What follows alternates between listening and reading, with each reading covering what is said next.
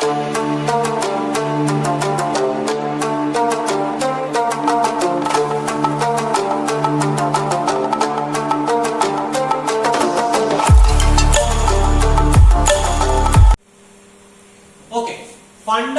Integrals. আমরা এবার next indefinite ইন্টিগ্রালের ফার্স্ট চ্যাপ্টারের পোরশনে চলে এসেছি। যে ইন্টিগ্রেশন কি এবং কেন হয় সেই জায়গাটা আমাদের কাছে খুব ক্লিয়ার হয়ে গেছে। এবার আমাকে দেখতে হবে যে কিছু ফান্ডামেন্টাল ইন্টিগ্রালস। তার আগে কিছু জেনারেল রুলস আমরা দেখে নিই, যেটা আমরা অলরেডি ডিফারেন্সিয়েশনের সময়ও দেখেছি। কি রুলস? নাম্বার 1, যে যদি integration capital A into small fx dx হয় তাহলে কি হবে, এবং ক্যাপিটাল A যদি একটা কনস্ট্যান্ট টার্ম হয়, where capital A is a constant term, আর fx টা কি? fx টা হচ্ছে একটা real valued function of x। তাহলে কনস্ট্যান্ট টার্মটা বাইরে চলে আসবে, A into integration fx dx হয়ে যাবে।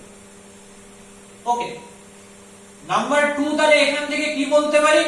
Integration a fx plus b gx dx যদি হয়, তার মানে কি এখানে a আর b এই দুটো হচ্ছে কি দুটো কনস্ট্যান্ট টার্ম, আর fx এন্ড gx দুটো function of x।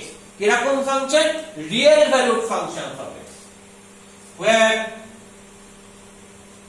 capital A and B are two constant terms। তাহলে এটা আগের মতন করে আমি কি করতে পারবো? লিখতে পারবো a into integration fx dx plus capital B into integration gx dx। ওকে, তো নাম্বার 3 কি বলছে? নাম্বার 3 বলছে যে যদি এটা প্লাস না হয় মাইনাস হতো, তার মানে integration capital A fx minus capital B gx হতো, dx dx। কার রেসপেক্টে ইন্টিগ্রেশন করছি? সবকটাই কিন্তু x এর রেসপেক্টে, মানে x ভ্যারিয়েবলের রেসপেক্টে। যেখানে a আর b কি? a আর b হচ্ছে constant terms, where a and b are two constant terms। তাহলে এখান থেকে আমি কি পাবো? এখান থেকে আমি পাবো a into capital A into integration fx dx minus capital B into integration gx dx। তাহলে এই হচ্ছে জেনারেল তিনটে রুল। এবার এইটা যদি দুটো ফাংশনের না হয়ে 3টে 4টে 5টা 6টা ফাংশন থাকে, তাহলে এই রুলটা কিন্তু অলওয়েজ মেইনটেইন করবে। এই রুলটা কিন্তু কোনোভাবেই আলাদা কিছু হবে না। তাহলে এই রুলস যদি মেইনটেইন করে, তাহলে প্রথম ফান্ডামেন্টাল ইন্টিগ্রালসটা কি বলছি আমি? প্রথম বলছে number 1, if n that is not equal to -1। কেন n -1 নয় সেটা আমরা বুঝতে পারবো যখন আমরা এগোবো, প্রসিড করব। তখন is a constant, is a constant, and এটা শুধু কনস্ট্যান্ট এটুকুই না, that is also independent of x, is a constant with independent of x। যদি n টা not equal to -1 হয়, যেটা একটা কনস্ট্যান্ট টার্ম এবং x ইন্ডিপেন্ডেন্ট, তাহলে integration x to the power n dx টা কি হচ্ছে? x to the power n plus 1 by n plus 1 plus c। সব সময় এই c টা প্লাস হয়ে আসবে। আমরা কি লিখেছিলাম? Integration small fx dx equal two capital fx plus c। এটা হচ্ছে ক্যাপিটাল fx আর এটা হচ্ছে plus c, where c is integrating constant। তাহলে এই জিনিসটা আমি প্রুফ করব কি করে? এর প্রুফটা কি হবে। দেখো পরিষ্কার বলে দিয়েছে যে x to the power n এর ইন্টিগ্রেশন করে আমি এইটা প্লাস c পাচ্ছি, তার মানে নিশ্চিতভাবে এই পার্টটা ডিফারেন্সিয়েশন করলে যদি x to the power n আসে তাহলেই ডান। কেন? কারণ আমরা জানি integration is an opposite operation of differentiation. So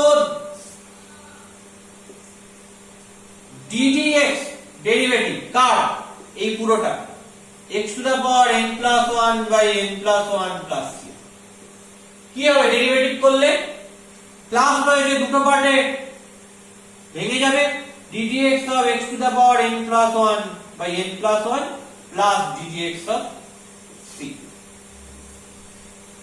এখানে 1 বাই n প্লাস 1 কনস্ট্যান্ট কারণ এটা x ইন্ডিপেন্ডেন্ট, তাহলে 1 বাই n প্লাস 1 বেরিয়ে গেল ddx of x to the power n plus 1 plus ddx of c করলে কি হবে 0, তাহলে 1 by n plus 1 ddx of x to the power n plus 1 করলে কি হবে n plus 1 into x to the power n plus 0টা লিখলাম। খেয়াল করে দেখো এখানে একটা 1 বাই n প্লাস 1 টার্ম এসেছে, তাহলে as n not equal to minus 1 then n plus 1 minus 1 টা বাদি কাটলে plus 1 হয়ে যাবে, সেটা কি সেটা not equal to 0। তাহলে as n not equal to minus 1 then minus 1 টা বাদি কাটলে n plus 1 হবে, that is not equal to 0। সেটা নন জিরো বলেই যেমন 1 by n plus 1 টা ডিফাইন্ড হয়েছে, 0 হয়ে গেলে 1 by n plus 1 তো লিখতেই পারতাম না। তো তাই জন্য এই n not equal to minus 1 হওয়া এটা কিন্তু দরকার, that is must। তাহলে n equal to minus 1 হলে কি করব সেটা আমরা নেক্সট দেখছি। তাহলে এই দুটো ক্যান্সেল আউট হয়ে যাবে, কেন আমরা দেখেছি আগে যে n plus 1 টা not equal to 0, তাহলে কি পড়ে থাকবে x to the power n পড়ে থাকবে। তাহলে এই পার্টটার ডিফারেন্সিয়েশন করলে x to the power n পড়ে থাকে, তার মানে আমি এখান থেকে বলতে পারি by the definition of integration, by the definition of integration কি পাবো definition of integration x to the power n এর ইন্টিগ্রেট করলে কি পাওয়া যায় এই যে x to the power n plus 1 by n plus 1 plus c পাওয়া যায়, যেখানে c টা কি c টা হচ্ছে integrating constant where c is integrating constant। ওকে, তাহলে for n not equal to minus 1 কি হবে সেটা আমার কাছে ক্লিয়ার হয়ে গেছে। এবার যদি n equal to minus 1 হয় তখন কি হবে, so that is actually number 2। তাহলে নাম্বার 2 কি বলছে, if n equal to minus 1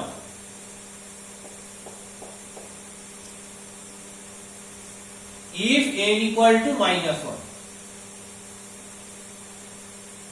তাহলে কি হবে then integration x to the power n dx একে লিখতে পারো integration x to the power minus 1 dx, তার মানে integration 1 by x dx।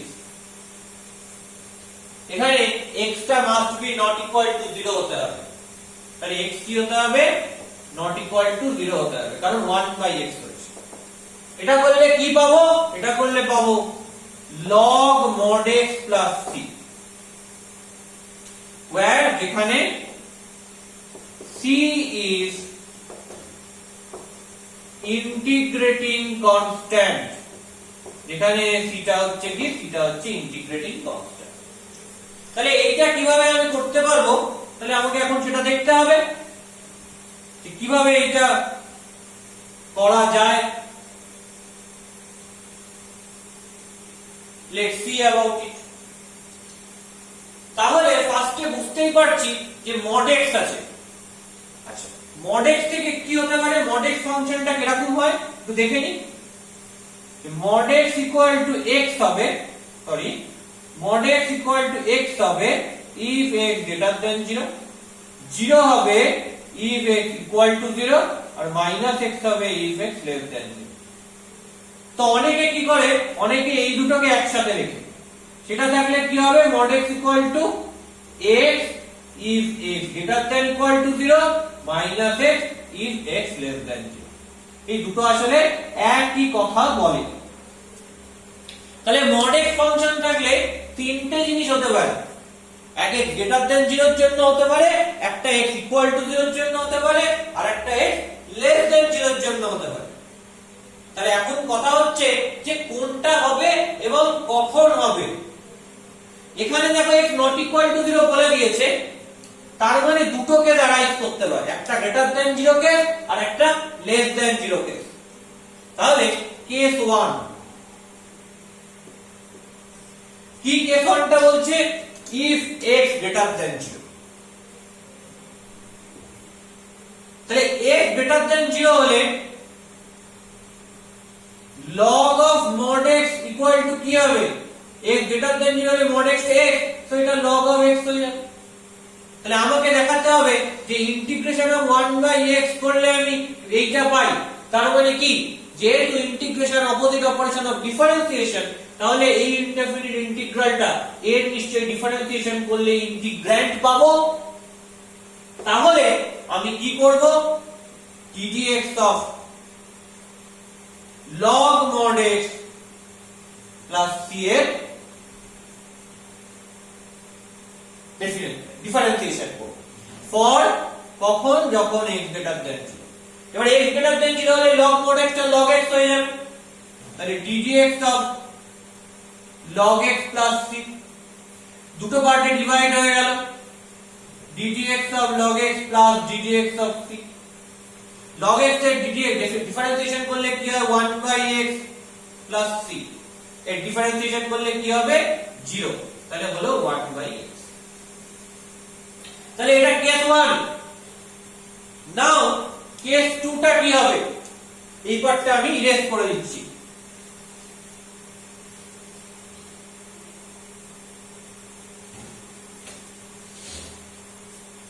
Case 2 টাকে আমি কি করে পাবো, কেস 2 বলছে যে যখন x টা less than 0, if x less than 0,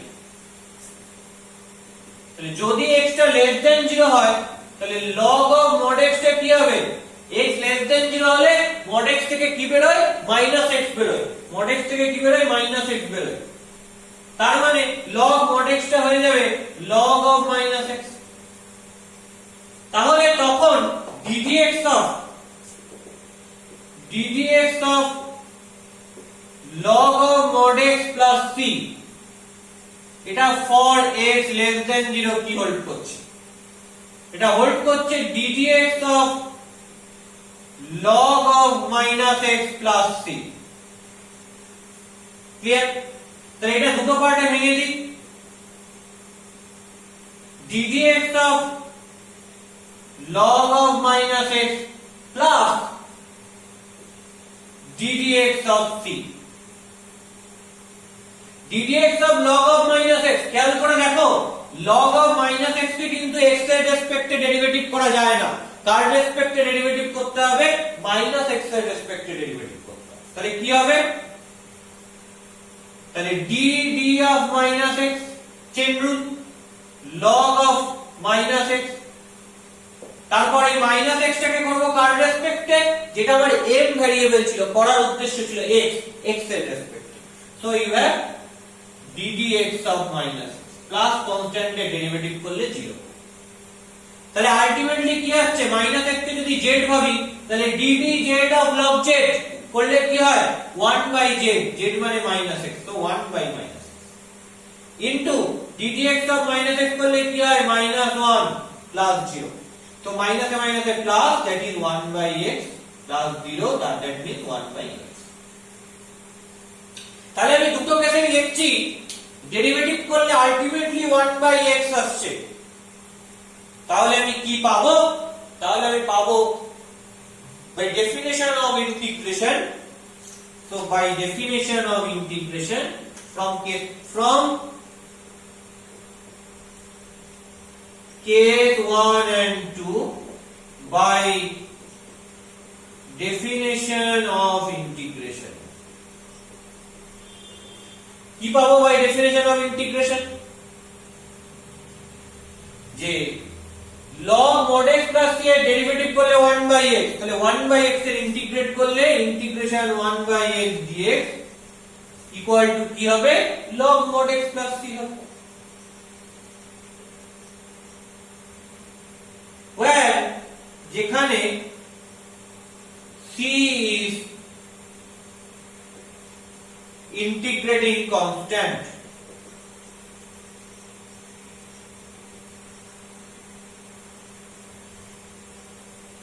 যেখানে থিটা কি হবে? যেখানে থিটা ইন্টিগ্রেটিং কনস্ট্যান্ট,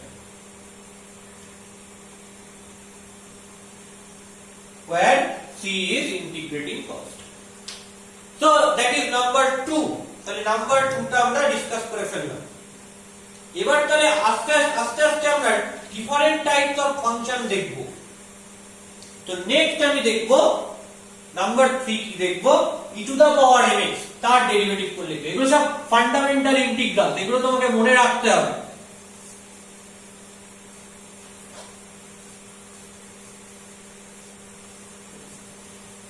এই ফান্ডামেন্টাল ইন্টিগ্রালগুলোকে মনে রাখতে হবে। সো নেক্সট যেটা, সেটা হচ্ছে নাম্বার 3,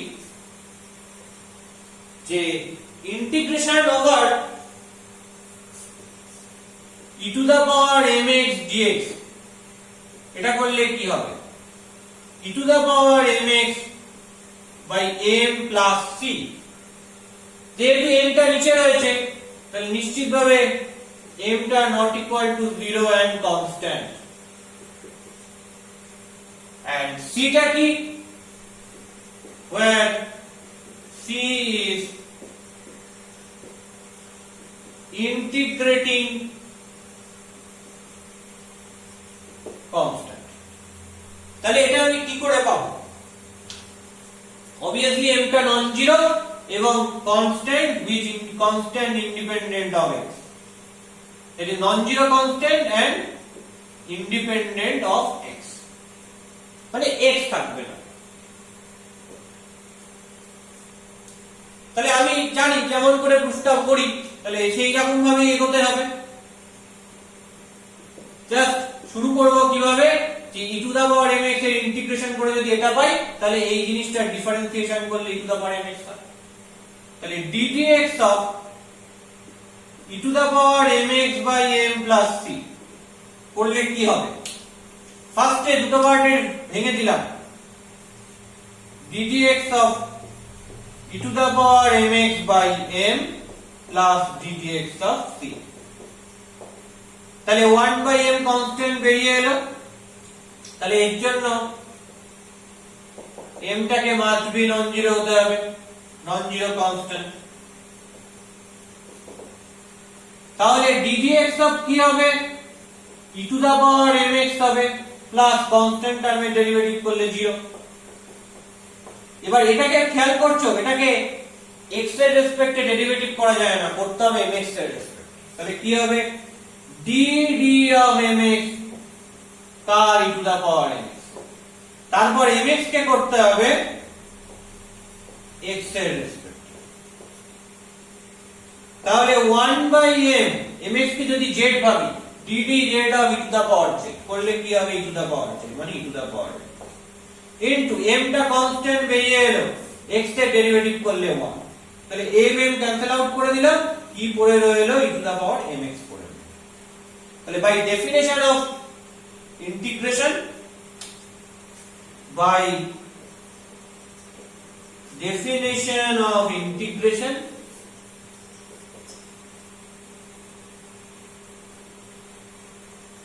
কি পাচ্ছি?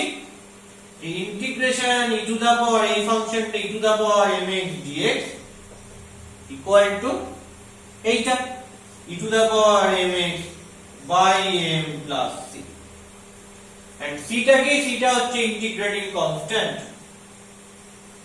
where c is integrating constant. তো এই হচ্ছে e to the power mx এর ডেরিভেটিভ। তো এরকম ভাবে আমি সবকটারই ডেরিভেটিভ বার করতে পারবো। তবে এটার একটা জেনারেলাইজেশন আছে, দেখো নোট বলে এই জিনিসটা লিখে রাখা দরকার। তাহলে যদি m ইকুয়াল টু 1 হয়, m টা নন জিরো বলেছে, তাহলে 1 হতে তো কোনো ক্ষতি নেই। তাহলে if m ইকুয়াল টু 1, যদি m ইকুয়াল টু 1 পাই, then e to the power m1 into x মানে e to the power x dx equal to কি হবে, e to the power 1 into x মানে e to the power x by 1 plus c, মানে e to the power x এর যদি আমি integration করি তাহলে কি পাবো, e to the power x plus c, where c is integrating constant, যেখানে c টা কি, যেখানে c টা হচ্ছে ইন্টিগ্রেটিং কনস্ট্যান্ট। তাহলে e to the power x এর ইন্টিগ্রেশন করলে কি হয়, e to the power x। তাহলে এই রকম করে আমি প্রত্যেকটা যে ফান্ডামেন্টাল ইন্টিগ্রাল গুলো রয়েছে সেগুলোকে প্রুফ করতে পারি, এবং সেগুলো করব কার জন্য, এই রকম m এর জন্য, যেখানে m একটা constant that is independent of x, এবং যেখানে যা ক্রাইটেরিয়া দরকার লাগবে সেগুলোকে ধরে নেব, এবং পরে ওই m এর জায়গায় 1 পুট করে আমি জাস্ট ওই পার্টিকুলার ফাংশনটার জন্য কি হবে সেই ইনডেফিনিট ইন্টিগ্রালটা বার করে নিতে পারবো। তাহলে এবার যে কথাটা এখানে আসছে সেটা হচ্ছে বাকি ফান্ডামেন্টাল ইন্টিগ্রালস গুলো। তো আমি বাকি ফান্ডামেন্টাল ইন্টিগ্রালস গুলো আর প্রুফ করব না, এবার জাস্ট আমি ওগুলোকে লিস্ট করে দিচ্ছি এক জায়গায়, ঠিক আছে? ওই বাকি ফান্ডামেন্টাল ইন্টিগ্রালস গুলো তোমরা বাড়িতে প্রুফ করে দেখে নেবে যে হচ্ছে কিনা, না হলে তখন আমাকে জানাবে, আমি তখন আবার করে দেব।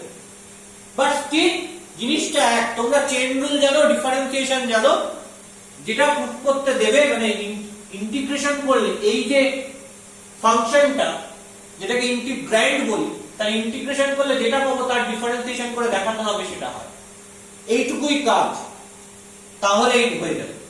তাহলে এবার আমরা ফর্মুলাগুলো এক জায়গায় সাম আপ করে দেব, যেগুলো আমাদের আলটিমেট কাজে লাগবে। এবং ফর্মুলার প্রুফ কি হবে সেটা আমরা দেখেই নিয়েছি কেমন ভাবে প্রুফ করতে হবে, আর প্রুফ করলে কি হবে। সবচেয়ে ইম্পর্টেন্ট প্রুফ হচ্ছে ইন্টিগ্রেশন 1/x dx, যেটা করলে log of mod x plus c হয়, যেটা আমি করে দিয়েছি। That is most important proof, সবচেয়ে ইম্পর্টেন্ট। তাহলে ফান্ডামেন্টাল ইন্টিগ্রালস গুলোকে যদি আমি এক জায়গায় সাম আপ করি তাহলে দেখা যাক কি আসে। Number 1, integration x to the power n dx equal to x to the power n plus 1 by n plus 1 plus c, যেখানে n not equal to minus 1 independent of x, okay, আর c টা integrating constant সবার জন্য, for c is integrating constant, তার জন্য এগুলো hold করছে। এটা ফার্স্ট। সেকেন্ড কি বলেছি, integration 1/x dx equal to log mod x plus c। Third কি বললাম, integration e to the power mx dx, এটা মানে হবে e to the power mx by m plus c। for m equal to 1 particularly আমি কি বলতে পারি, e to the power x dx টা কি হবে, এগুলো সাম আপ করে দিচ্ছি কেন, মনে রাখতে হবে, মুখস্থ করতে হবে। তাহলে হবে e to the power x plus c। Actually apply করতে করতে এগুলো মনে থেকে যায়, এগুলো আলাদা করে মুখস্থ করার দরকার পড়ে না, তাও দেখে নেবে ব্যাপারটা। Integration a to the power mx dx, এটা কি, সরি এখানে m টা not equal to 0 হতে হবে এবং ইন্ডিপেন্ডেন্ট হবে,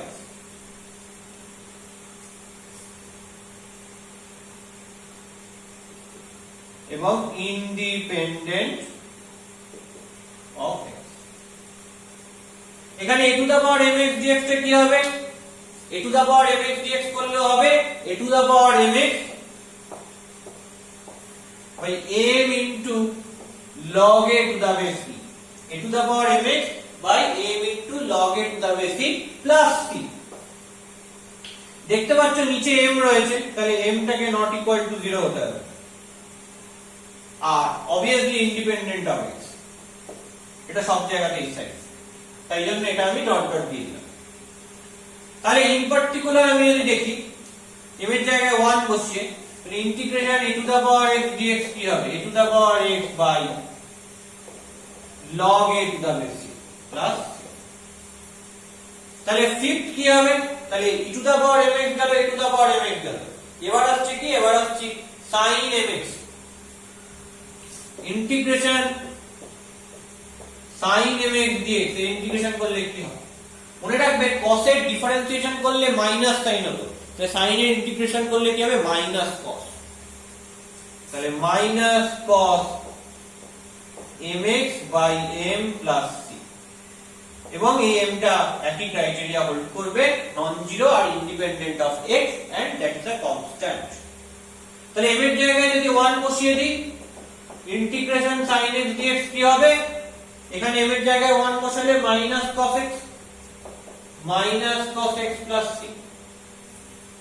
তাহলে এবার যদি cos mx চলে আসে, ইন্টিগ্রেশন cos mx dx, তাহলে কি হবে, cos mx এর করলে হবে, আমরা sin এর ডেরিভেটিভ করলে cos পেতাম, তাহলে cos এর ইন্টিগ্রেট করলে sin পাবো, উল্টোটা। তাহলে cos mx এর ইন্টিগ্রেশন করলে কি হবে, জাস্ট sin mx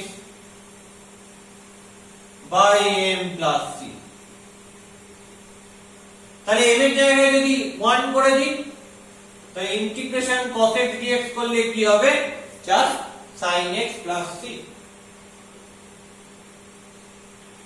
তাহলে নাম্বার 7, তাহলে sin হয়ে গেল, cos হয়ে গেল, এবার স্ট্যান্ডার্ড sec স্কয়ার।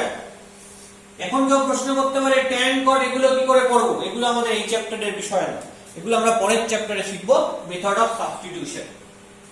এরপর integration sec square mx dx। যদি বলে যে কেন এগুলো শিখছি, কারণ sin এর ডিফারেন্সিয়েশন করলে cos হয়, cos এর ডিফারেন্সিয়েশন করলে মাইনাস sin হয়, তাই জন্য শিখলাম। আবার tan এর ডিফারেন্সিয়েশন করলে sec স্কয়ার হয়, আমরা তাহলে কি tan এর ডেরিভেটিভ করে sec স্কয়ার পাচ্ছি, তার মানে sec স্কয়ার এর ইন্টিগ্রেট করলে tan পাবো। তাহলে স্ট্যান্ডার্ড ফর্মুলা গুলো বা ফান্ডামেন্টাল ইন্টিগ্রেশন গুলো আসছে কোথা থেকে, ইন্টিগ্রালস গুলো আসছে হচ্ছে ওই ডিফারেন্সিয়েশন শিখেছিলাম ওখান থেকে। sin এর করলে cos হয়, তাই cos এর করে দেখলাম, cos এর করলে মাইনাস sin হয়, তাই sin এর করে দেখলাম, tan এর করলে sec স্কয়ার হয়, তাই sec স্কয়ার এর ইন্টিগ্রেট করে দেখলাম, cot এর করলে মাইনাস cos স্কয়ার হয়, তাই cos স্কয়ার এর ইন্টিগ্রেট করে দেখলাম। মানে এই ফান্ডামেন্টাল জিনিসগুলো আমি আসছি একদম আমার যে ফান্ডামেন্টাল ডিফারেন্সিয়েশনের ফর্মুলাগুলো রয়েছে সেখান থেকে। তাহলে integration sec square mx dx কি হবে, tan mx by m plus c, এই ক্রাইটেরিয়াটা রয়েছে। এবার m এর জায়গায় 1 করে দিলে integration sec square x dx কি হবে, tan x plus c। এগুলো মুখস্থ করারও বেসিক্যালি কিছু নেই, জাস্ট আমার যদি ডিফারেন্সিয়েশনের ফর্মুলা মনে থাকে তাহলেই আমি এখানে ইন্টিগ্রেশনের ফর্মুলাগুলো ওইভাবে আমি বার করে নিতে পারবো। tan এর ডেরিভেটিভ করলে sec স্কয়ার হয়, তাই sec স্কয়ার ইন্টিগ্রেট করলে tan হবে। এবার যদি এখানে এটা mx গুণ থাকে তাহলে এখানে m বাই হবে, আর এখানে m গুণ থাকলে এখানে m বাই হবে। যেহেতু অপোজিট অপারেশন, ইনভার্স অপারেশন, তাই এখানে যদি m গুণ থাকে তাহলে এখানে m বাই, আর এখানে m বাই আছে তাই এখানে m গুণ হবে। মানে কোথায় গুণ হবে, এখানে m বাই আছে বলে অ্যাঙ্গেলটা x এর সাথে m গুণ হবে। এই তো গল্প, আর কিছু না।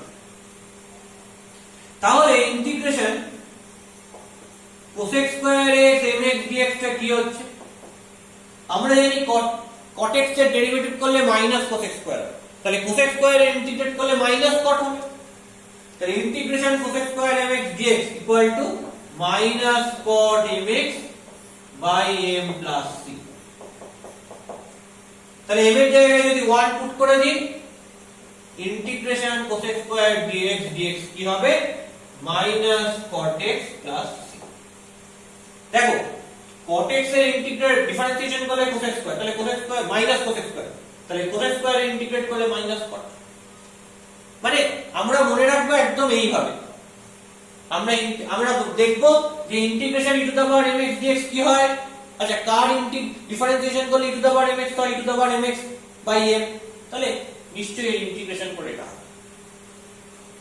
তুমি এটাও মনে রাখতে পারো এগুলো, এবার যখনই mx আসবে তখনই বুঝে নেবে x এর সাথে m গুণ আছে, তার মানে ওদিকে 1/m করতে হবে, বা ওদিকে 1/m আছে তার মানে এখানে ইন্টিগ্রেশন x এর সাথে m গুণ থাকবে। যে কোনো একটা যদি তুমি বুঝে নাও তাহলে অন্যটা তুমি সেখান থেকে এমনি লিখতে পারবে। তাহলে sec স্কয়ার গেল, cosec স্কয়ার গেল, আর রয়েছে sec mx cos tan mx আর cosec mx cot mx। কেন? sec x এর ডেরিভেটিভ করলে হয় sec x tan x, cosec x এর ডেরিভেটিভ করলে হয় minus cosec x cot x। তো সেখান থেকে আসছে কি আসছে number 9, integration sec mx tan mx dx করলে কি হবে? sec x এর ডেরিভেটিভ করলে sec x tan x, তো sec x tan x এর ইন্টিগ্রেশন করলে sec x হবে, তাহলে এখানে হবে sec mx বাই এখানে যে m গুণ করা রয়েছে m প্লাস c, আর যদি m এর জায়গায় 1 পুট করে দিই integration sec x tan x dx টা কি হবে? sec x plus c। আর আরেকটা রয়েছে যেটাকে আমি নাম্বার 10 বলে লিখে দিচ্ছি এখানটায়, integration cosec mx into cot mx dx। এটা মানে কি হবে?